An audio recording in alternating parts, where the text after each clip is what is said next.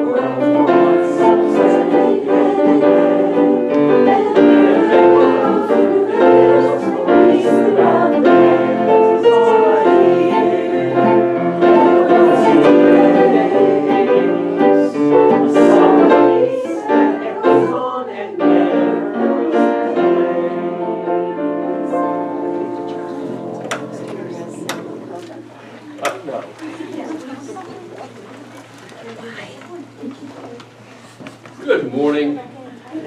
Welcome to Valley Community Church Divine Science. It's Memorial Day weekend. Today, as you can see, we have William Penn as our guest pianist today. Bill Kaufman is doing our guest musician, and Ann Dieter is going to be our reader. If you have your cell phone with you right now, it'd be a good time to turn it to mute or turn it off so it doesn't interfere. Do we have anyone new with us today? I don't see anyone. I see same good familiar faces. Oh, there's someone. How are you? Did you get something good? Got it. Taking care of you. Good. I'm glad you're here. And if you'll come read it at one moment.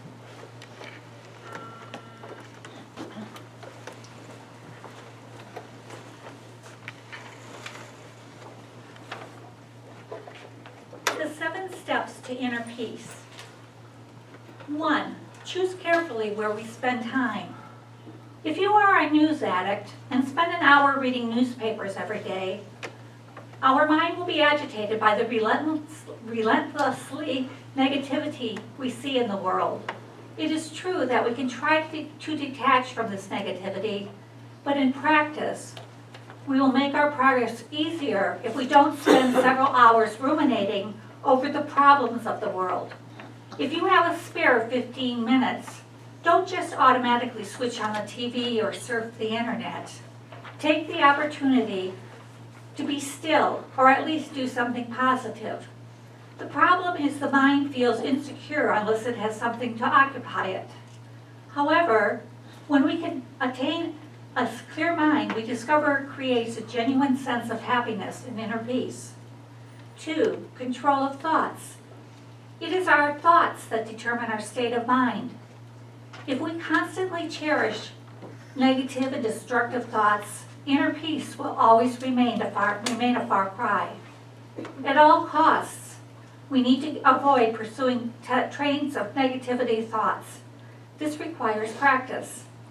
We cannot attain mastery of our thoughts overnight, but at the same time, we always have to remember that we are able to decide which thoughts to follow and which to reject.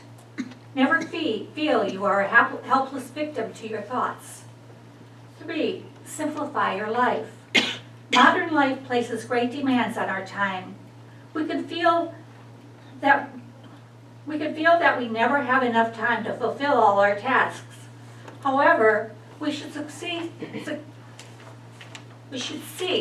to minimize these outer demands. Take time to simplify your life.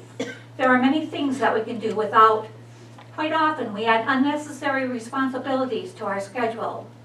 Do the most significant tasks one at a time and enjoy doing them. To experience an inner peace, it is essential to avoid cluttering our life with unnecessary activities and worries. 4, spend time to cultivate inner peace.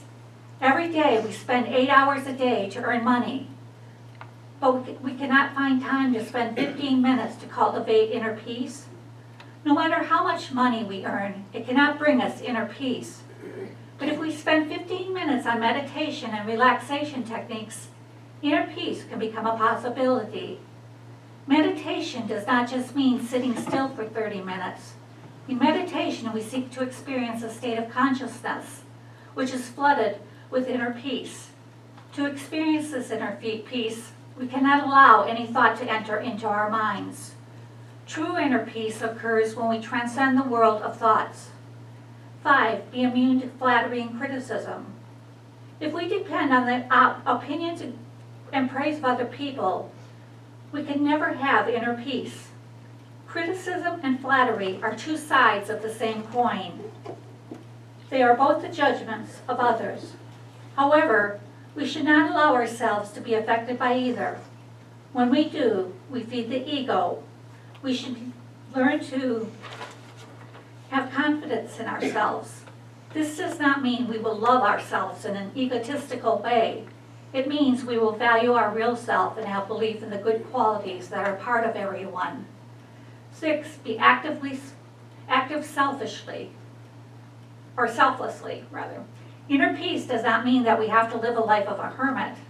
Inner peace can be felt amidst dynamic activity, but this action should be done with selfless motives. When we serve others, we forget our sense of self, and it is when we forget our limited self that we can have inner peace. 7, avoid criticizing others. If we want inner peace, we should feel that our inner peace depends on the well-being of others. If we are indifferent to the feelings of others, then it's impossible to have inner peace for ourselves. What we give out comes back. If you offer a peaceful attitude to others, this is what we shall see in return.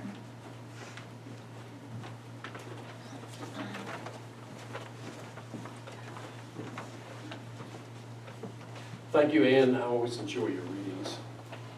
If you'll stand with me, we're going to sing our first hymn, hymn number 6, How Great Thou Art. Verse 1 and 3. Hymn number 6, verse 1 and 3. Please stand when you're ready.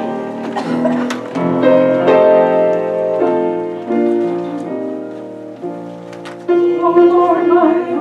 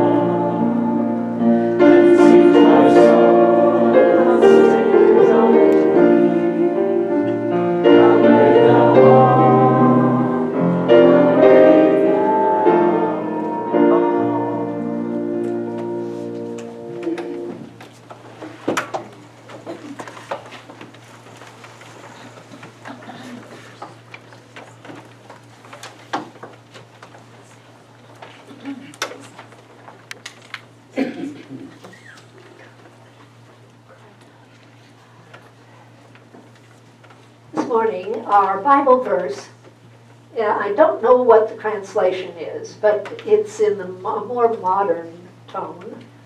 It's from Joshua 1:9, and it says, "Be strong and courageous. Do not be terrified. For the Lord your God will be with you wherever you go." Be strong and courageous, don't be terrified. And I left out one phrase, do not be discouraged. And as Anne said just a few moments ago, life can present us with many, many ideas that can cause us inner disquiet, that can make us fearful. We see programs on television, we listen to the news, and it is all bad. We can see ourselves momentarily in the place of the victim, not the policeman or investigator who solves the crime. That is doing us ourselves rather a disservice, to be either discouraged by life or terrified by it. Now I know somebody, I've spoken with someone who is very much discouraged with life because there has been one difficult or fearful situation after another in this person's life. And they feel like that they have not succeeded in a number of instances. And consequently, their self-esteem is very poor. This person has allowed themselves to be discouraged in life. And yet, Joshua gives us the answer, the solution to the problem. The Lord your God will be with you wherever you go. You can't do it by yourself. There is no way you can do it by yourself. You have to keep stepping one step at a time forward, knowing that you are in the presence of God, that you and God are a majority, that what is needed will be provided, that the opportunity will come, that a sense of inner satisfaction and peace is going to be part of your life as you know that God is part of your life. It's simple, but not easy. Our minds have a way of running away. And that discipline to hold on to our thoughts and not allow them to fill us with either fear or discouragement. That's an ongoing process. And that's pretty much true for everyone. Nobody seems to be exempt from it. The solution, though, again, is the same. God is with us. God is omnipresent. God, the good, is providing what is needed at all times and in all places. As we turn to Him, the doors are opened. And life becomes a pleasure. Life becomes fulfilling, satisfying, peaceful, good. As we remember that, we walk in triumph. We walk in inner assurance, not in our own selves, but in the power of God through us, the wisdom of God through us, the peace of God through us. Now, shall we say our divine science statement of being? It's in your orders of service. God is all, both invisible and visible. One presence, one mind, one power is all. This one that is all is perfect life, perfect love, and perfect substance. I am the individualized expression of God and am ever one with this perfect life, perfect love, and perfect substance.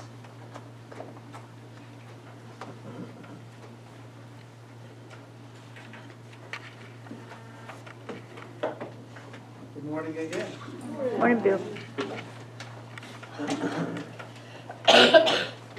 Most of you are probably accustomed to me playing along with my iPad.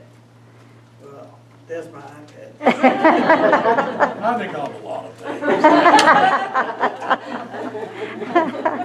That's when I'm being nice to them. He's a lot better looking than the other one that you Glad you said the other one and not me. Anyway, we're going to do a tune that's written by a guy who plays jazz harmonica. His name is, he just died, I think it was last year. His name is Toots Tillman. Yes, he gets toots from the Tillman harmonica.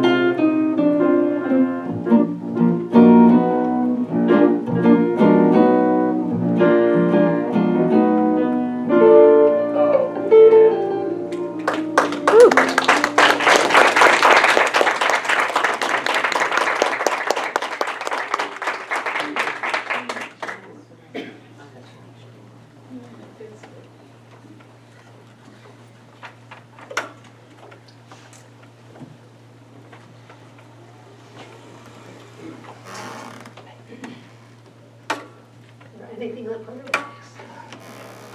Check your first box. This one, yeah, I've already checked. This is the time in our service when we do what we often do not do during the week, and that is just sit still and just be. We take this time to take a deep breath and relax the body. Check our shoulders out, and arms and hands, and to make sure that there's no tension there.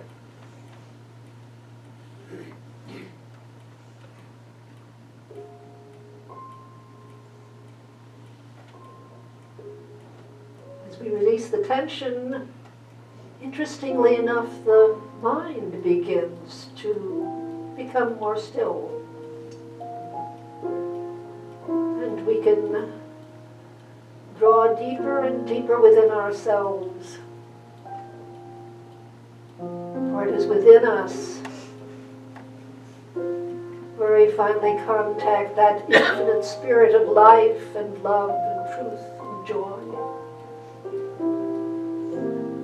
Where it becomes more than a word or a concept.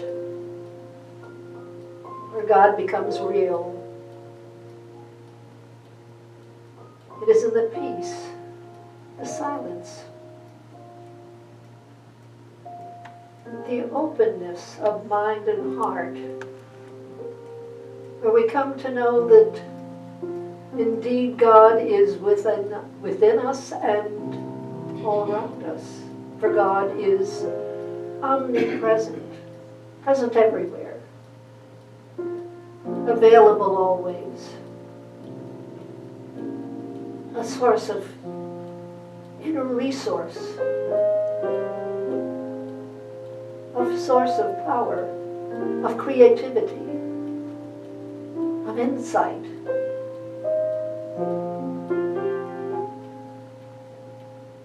It comes a time when through our day, in moments when we least expect it, that we receive ideas that help us to do things more efficiently, to solve a problem,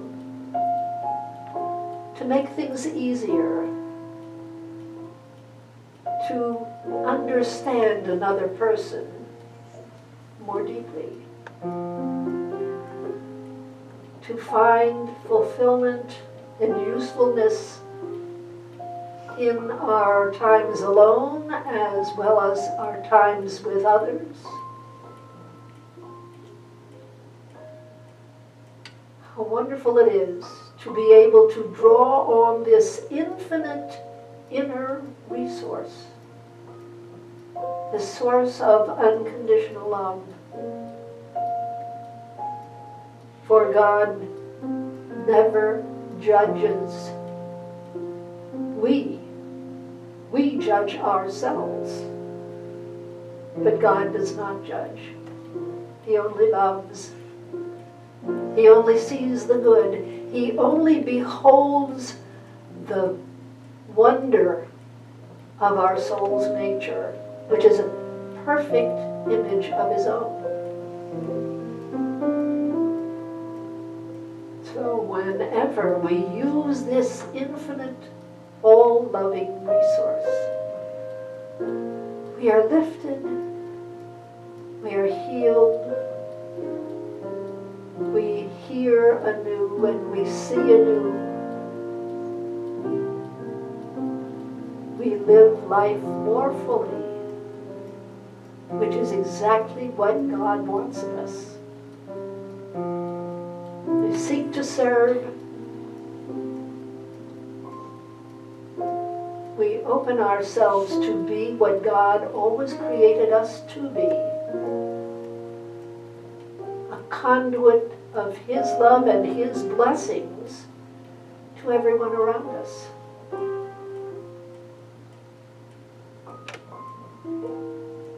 in the 90 seconds of silence that we are going to have in just a moment or two, I invite you to invite Him to open yourself mentally and emotionally to the fullest expression of God power, God wisdom, God good, and God's objectives in your life. For as we open ourselves to Him, they become an ongoing blessing to life. And of course, we are blessed more than anyone else.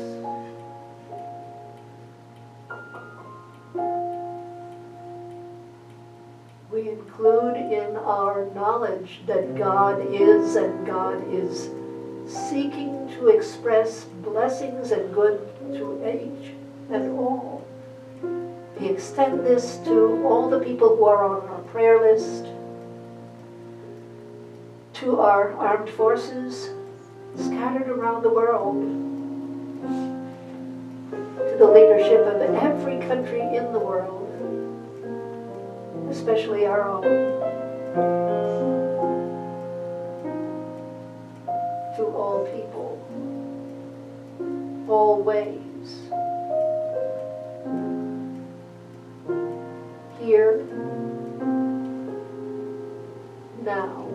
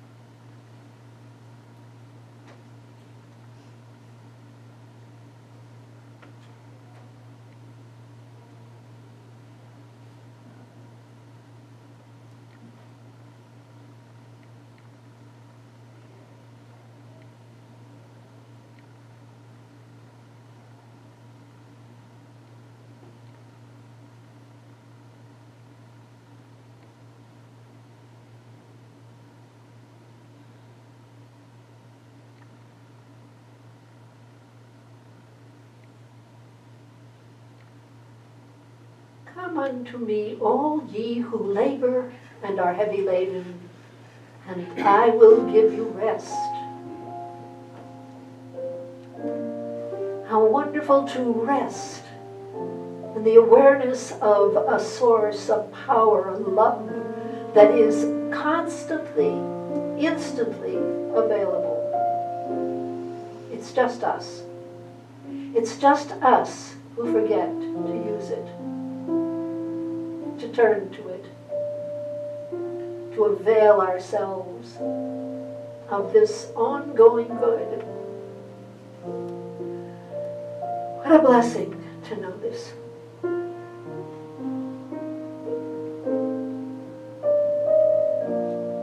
This day, we give thanks for all the good that is ours and all the good that is yet to come,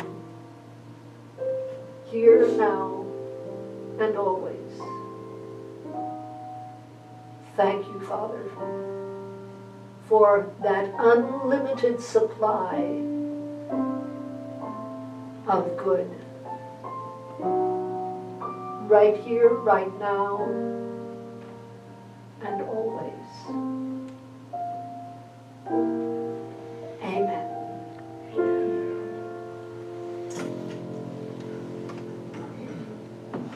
And Now, shall we say the Lord's Prayer in the present tense, in the affirmative? And if you do not know that, it is on the very first page of your hymnals. Our Father, which art in heaven, hallowed is thy name. Thy kingdom is come, thy will is done on earth as it is in heaven. Thou givest us this day our daily bread. Thou forgivest us our trespasses, as we forgive those who trespass against us.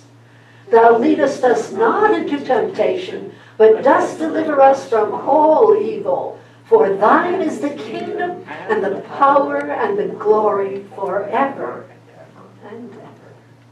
Amen.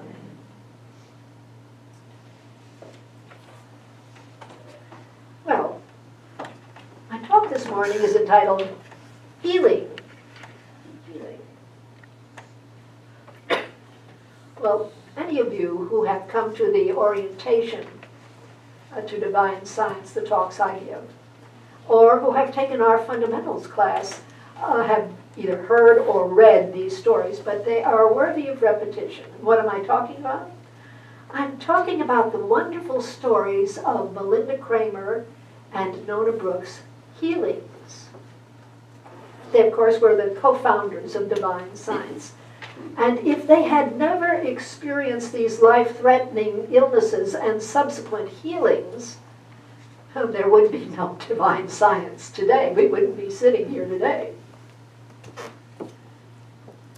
One early morning in 1885, Melinda Kramer addressed the universe during what she called a time of earnest meditation and prayerful seeking. An elegant way of saying things were tough and she had to turn to the universe. This woman had been sick, had been in pain, suffering, most of her life, 23 years.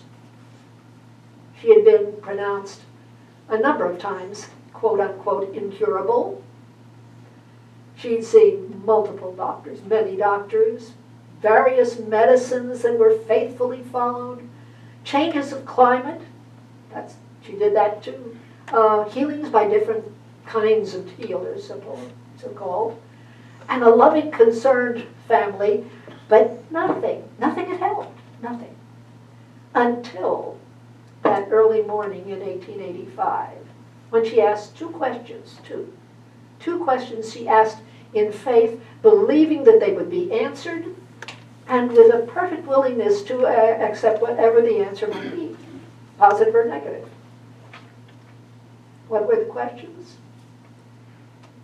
Is there any way out of these conditions? And is there any power in this vast universe that can heal me? And what happened at that point was a life-changing spiritual experience.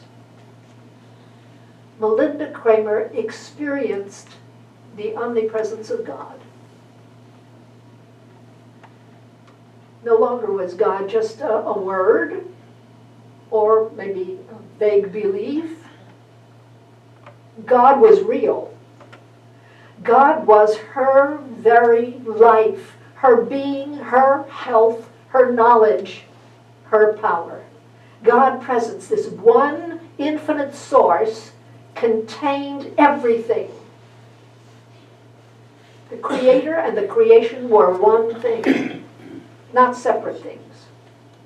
God was not separated from His creation. It was part of Him. The worlds were created by the Word of God. That is the idea, the energy of God, the intention of God. And our physical bodies were formed in exactly the same way. Now, was she instantly healed just like that? The revelation and then the healing? No. No, it wasn't that way. But she was instantly convinced that those conditions that had plagued her for such a long period of time were unreal. They did not have any power over her anymore. And she says this, and it's very important. The axe was struck at the root of the tree, and the old conditions passed away as fast as I disowned them by dropping the old habits of thinking and believing. They fell away as soon as she disowned them by dropping the old habits of thinking and believing. Those are very important words. Her promise to herself after this experience of God omnipresent within her, all around her, everywhere, was if she could be healed by a knowledge of the truth, and the truth heals, knowing the truth heals, knowing the truth makes us free, then she would seek to serve that truth with singleness of purpose, to the very best of her ability. And she did so for the rest of her life. Now, some remarkable healings followed. Remarkable. She began setting aside one afternoon each week to give free treatments to whoever would like to come.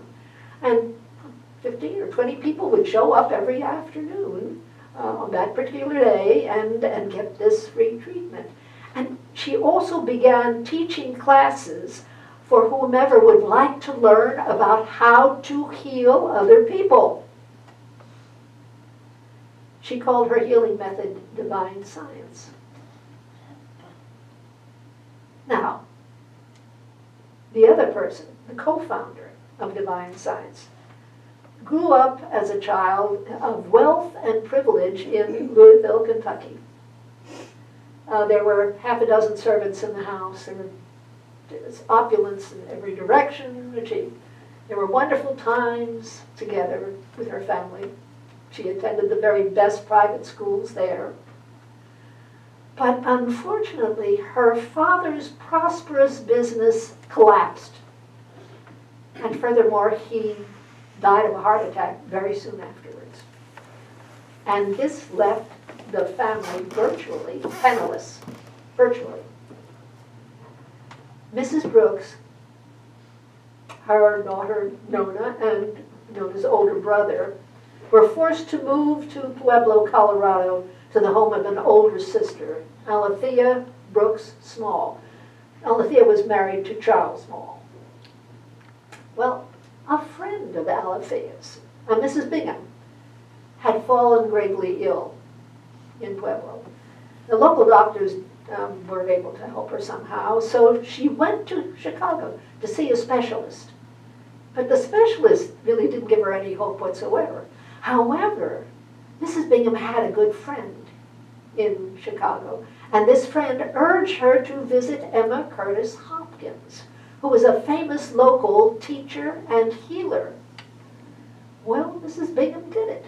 Mrs. Bingham went and saw Emma Curtis Hopkins, sat in on her lectures, had some healing treatments with her, and learned what Emma Curtis Hopkins was saying that could heal. And she was healed. Mrs. Bingham came back to Pueblo with radiant health and so eager to share the healing truths that she had learned with other people. Everybody in the Brooks small family actually was in one or another type of poor health. Charles Small, that was Alethea's husband, and even baby Will had croup. Mother Brooks was semi-invalid. Alethea was not in good health. Alethea's daughter Lavinia was not in good health either, and Nona was in very bad health. Nona had developed these severe throat ulcers that prevented her from eating solid food. Even a sip of water would burn like fire going down her throat.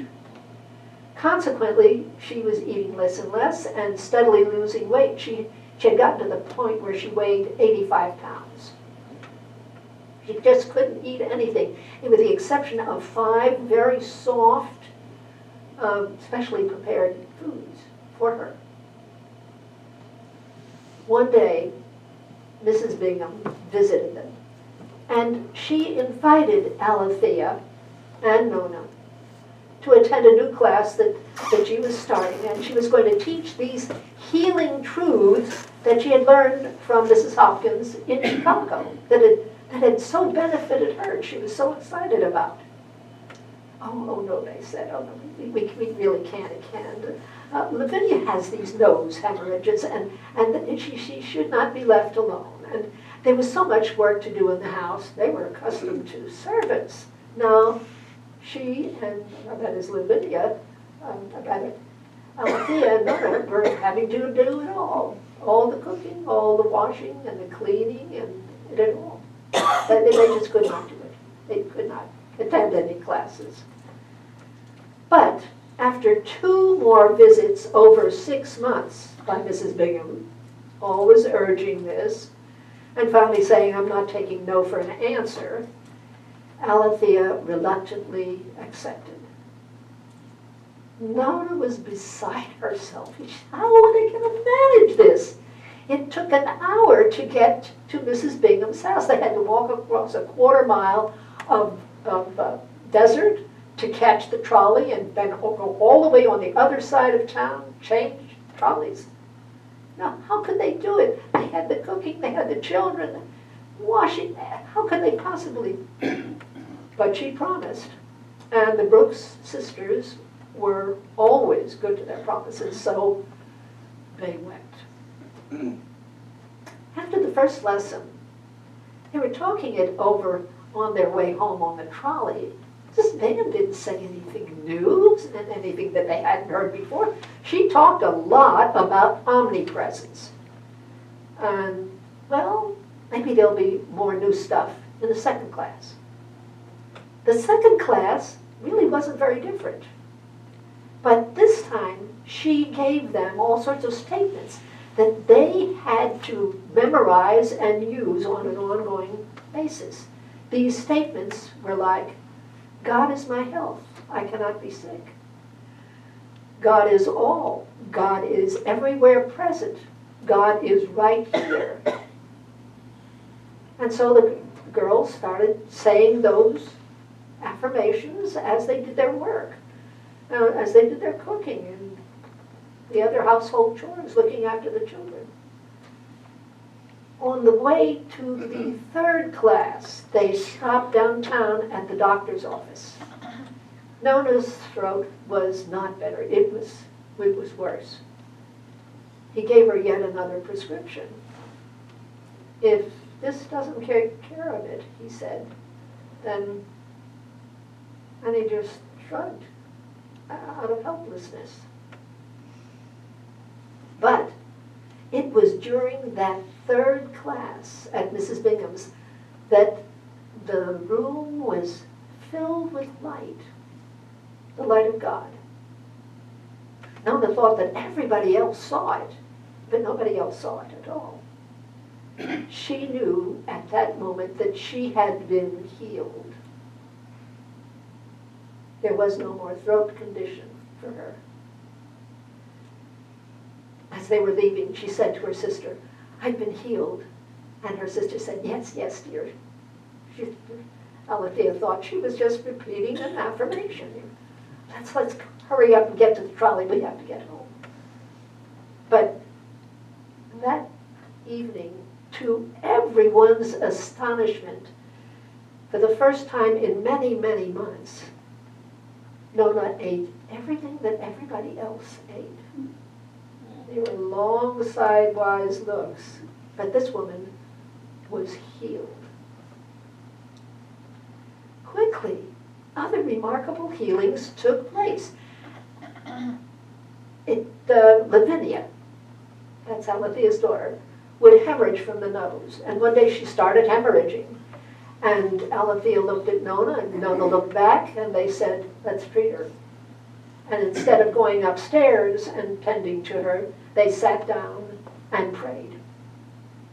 And Alethea's nosebleed stopped. Permanently. Never happened again. Alethea's health improved. More healings followed. Now, because of time restraints, I just have 20 minutes or so up here. I have to admit how these two remarkable women met and how they both continued their similar healing methods, but both now under the name of divine science.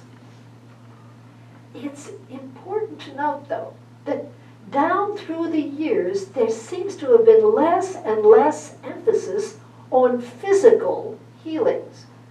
Now, this is not just true of divine science. This is true of all the New Thought denominations that I know, with the exception of Christian Science, who has focused pretty exclusively on healings, physical healings. Not in New Thought, though. A lot has been said, however, in New Thought, and very rightly, about the importance of changing one's negative thinking and one's negative emotions to more positive ones. Very, very important precept. While New Thought, divine science, hasn't focused on the physical healing so much, have they focused on healing mental attitudes or emotional difficulties, interpersonal problems with other people, financial challenges, dealing with difficult people, seeking divine guidance or inspiration or insights. All these things can change your mind and your life dramatically for the better. All of them have been the subject of more sermons and more books than you can imagine in New Thought. That they have handled magnificently. But not much has been said about physical healings, instantaneous or gradual physical healings brought about by prayer. But these kinds of healings continue to happen through prayer. And certainly it happened in the case of a young woman by the name of Barbara. Barbara was a budding gymnast in high school. She played flute in the school orchestra. She was a happy, healthy girl, apparently. But then some symptoms started appearing. And the symptoms got more and more serious. And as they worsened, the Mayo Clinic agreed with her doctor's diagnosis of multiple sclerosis. Over the next 16 years, her condition continued to deteriorate. She was on oxygen 24/7. Her lungs were not functioning. She lost bowel and bladder control. She became legally blind. She could see these sort of gray, fuzzy things. That was all, people. Her body was twisted into a kind of pretzel in a fetal position. She was in bed 24/7 too. Things got even worse. She went into hospice care. She wasn't expected to live when somebody called the Moody Bible Institute radio station and asked for fervent prayer for her. 450 people wrote her church and said that they were lifting Barbara up in prayer. On Pentecost Sunday in 1981, her aunt and the two girlfriends were with her in her room when, during a lull in the conversation, Barbara heard a man's voice behind her speak. The voice conveyed both great authority and great compassion. It said, "My child, get up and walk." She told the people in the room, "I don't know what you're going to think about this, but God just told me that I had to get up and walk. He really did. Run and get my family, please, quick. I want them here with us." And so they got up quick and ran in the hall and called out and yelled for the family, "Come on, quick, quick." They came. And Barbara felt compelled to immediately do what she had been divinely instructed to do. She literally jumped out of bed and removed her oxygen. She was standing on legs that had not supported her for years. She could see the people in the room clearly. She was not short of breath. The contractions in her arms and legs were gone. Her family ran into the room and hugged her repeatedly and hugged each other and wept and laughed and couldn't believe their eyes. And then they all prayed fervent thanksgiving to God for this healing. The doctors were flabbergasted. Healings, remarkable physical healings, continue to occur as a result of prayer. Now, why can't we go back to our divine science roots and use the successful methods that Nona Brooks and Melinda Kramer used so long ago? Why? Most of the people in this room have some sort of minor or maybe even major physical problems that they could make the focus of this healing method. Or if you have no problems yourselves, perhaps you would want to focus on somebody else and bring about their healing. Mrs. Kramer actually wrote a book called Divine Science and Healing, with a full explanation of her method. I'd like to propose that those who are interested get together on Wednesday evening at the time that's most convenient for the most number of people, 5 o'clock, 5:30, 6 o'clock, 6:30 p.m. And I would begin by giving an overview of the first chapter that the group would be reading, the first chapter of that book. And the group will begin reading and questioning and commenting on what they read for the next hour. And that will be followed by my doing a 15-minute spiritual treatment. The time commitment would be an hour and a half per evening. There would be an offering basket that would only be used by those who experienced a positive physical result from our united spiritual efforts. A basket of thanks. There's a sign-up sheet in the community room for anybody who might be interested. But now, let us go within for a spiritual treatment, shall we? And as we do for our meditation, we take a deep breath to the very top of our lungs, and then slowly let it out to the very bottom of our lungs.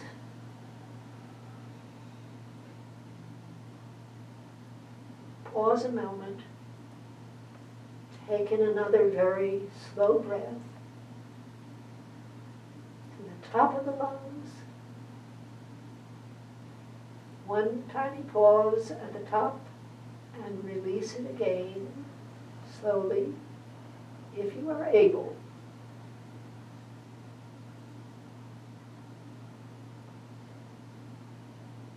Doing this, we exchange completely the air that was in our lungs for fresh, new air. And at the same time, quiet our minds.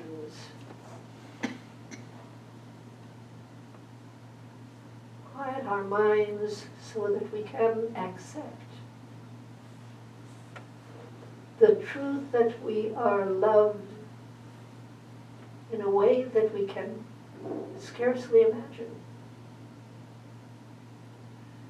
We are known to the depths of our being.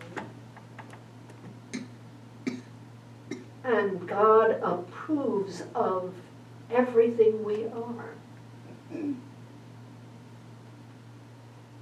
He does not see mistakes as we see mistakes.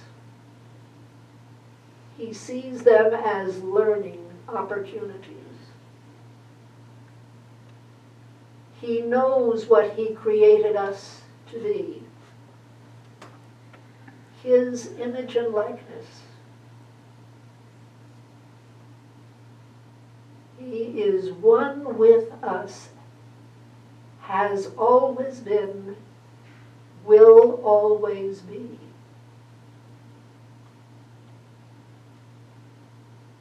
There is only oneness, connection,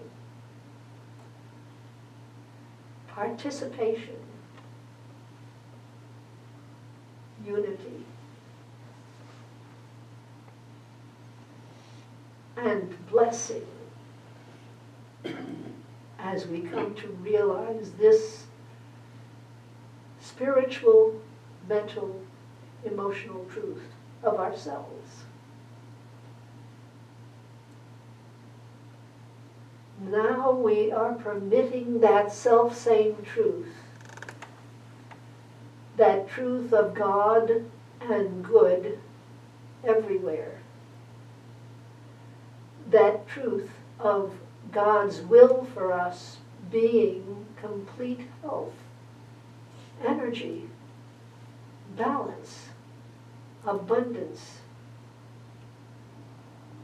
That truth being manifest in our lives fully and completely.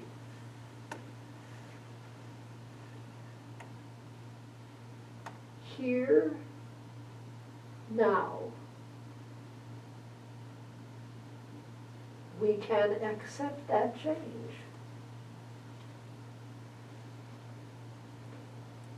Here, now, we can start pushing away,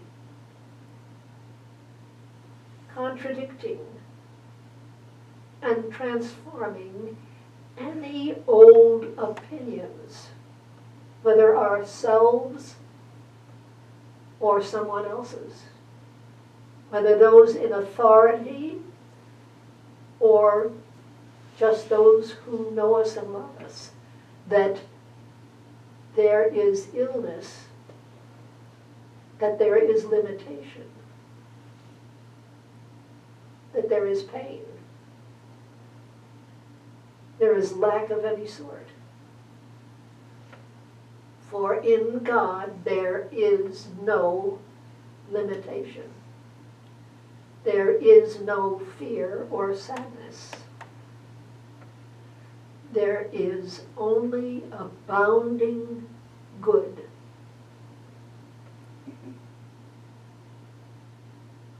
We are one with that now. And every now we live.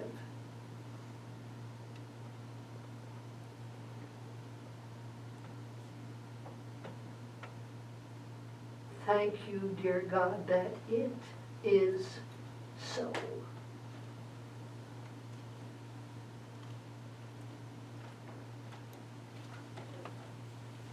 Amen. Amen.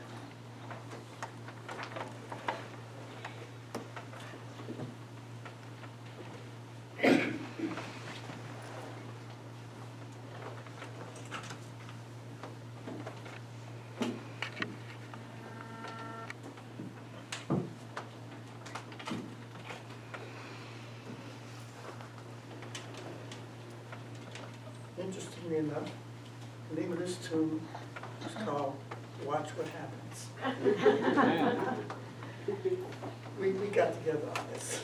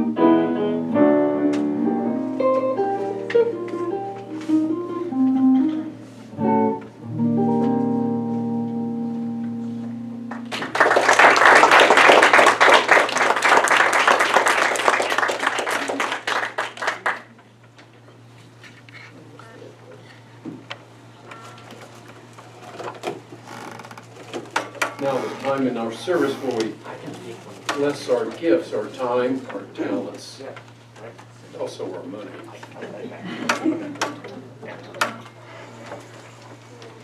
If you recite the blessings of the gifts with me, it's to be found in the orders of service.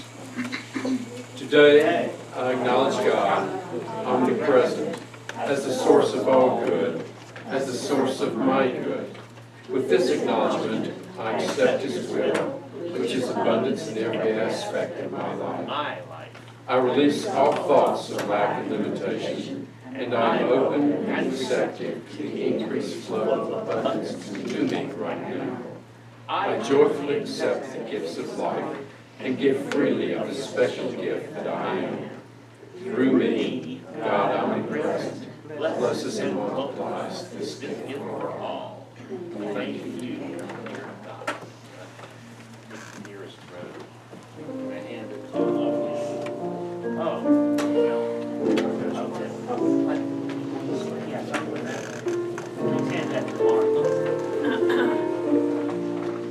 Thank you, Doug. I appreciate it.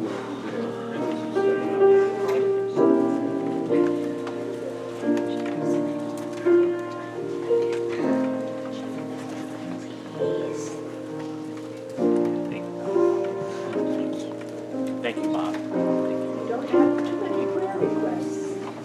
I need you to take one of these little slips and bless yourself as well as the person that you are praying throughout this week.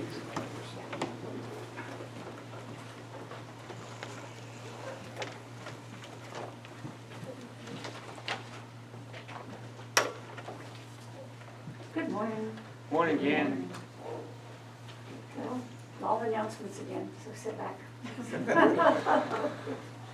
First off, it's a pleasure to have these two together. Very seldom we have them both here together, so it's a real treat. So thank both of you for being here today.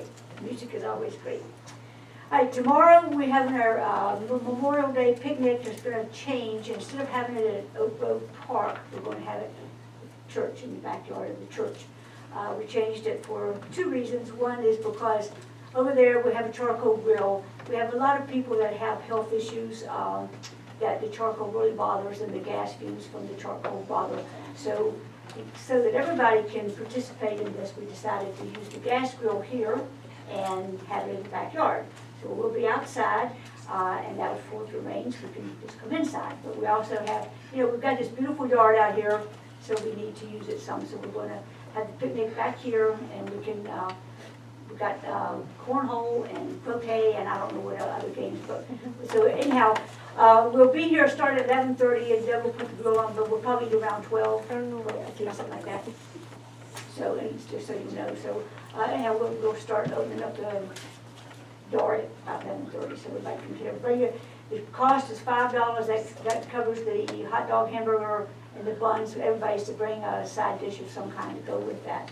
So anyhow, and if you haven't paid, you can pay us today or pay Kate tomorrow after you get here. Should we bring chairs also? Oh, yes, thank you for reminding me that. Yes, bring your own chair, therefore we don't have to carry all the chairs out. If you don't bring a chair, then you can carry one out from in here.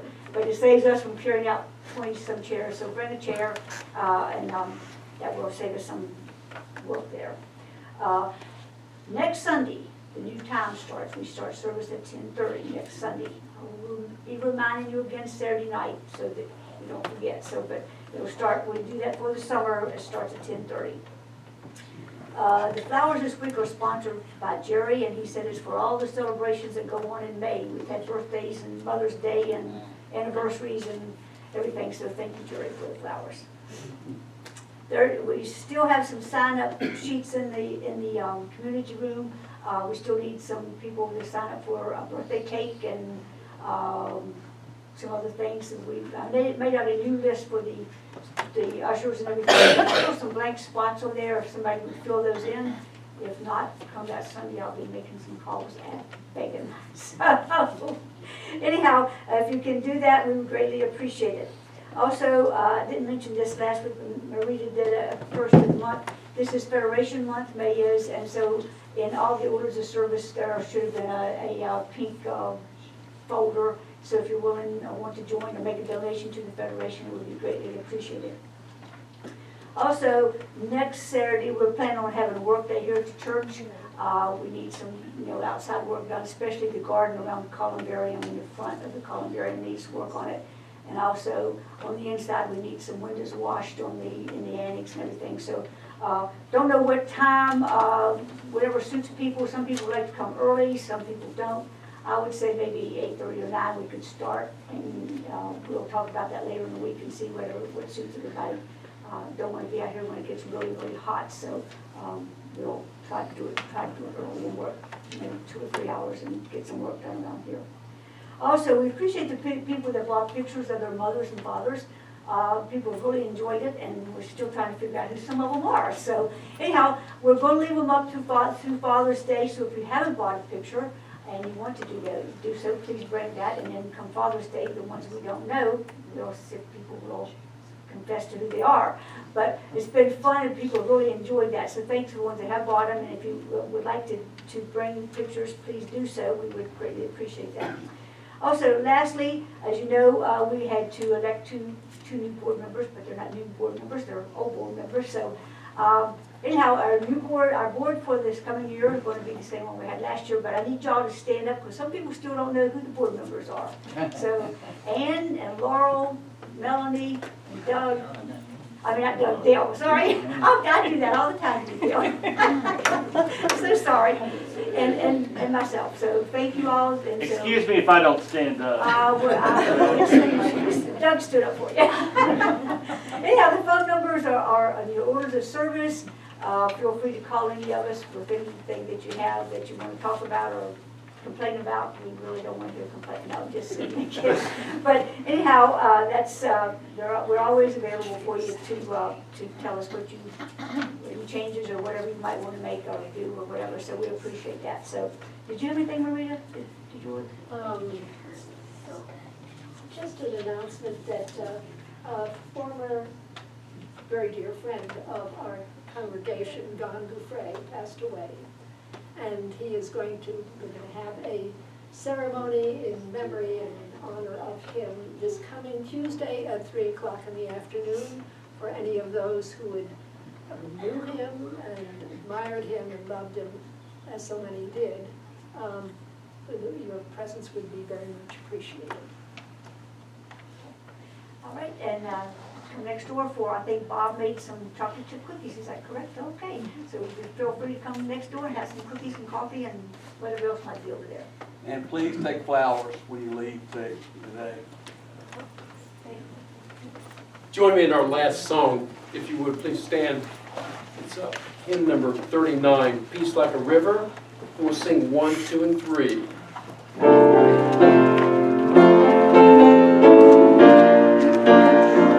Hymn 39.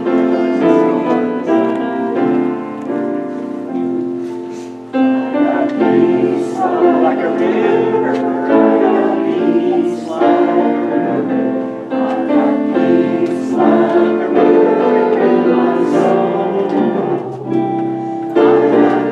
peace like a river in my soul. I got peace like a river, I got peace like a river, I got peace like a river in my soul. I got love like a river, I got love like a river. Shall we join hands for a final blessing?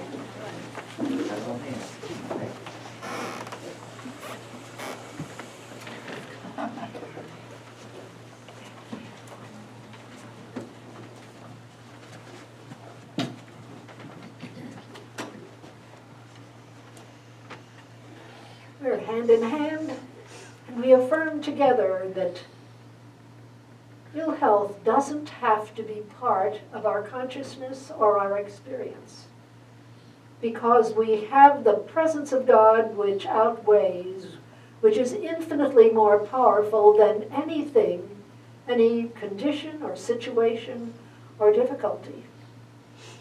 We turn to that one power and we receive the answers, the solutions that we need.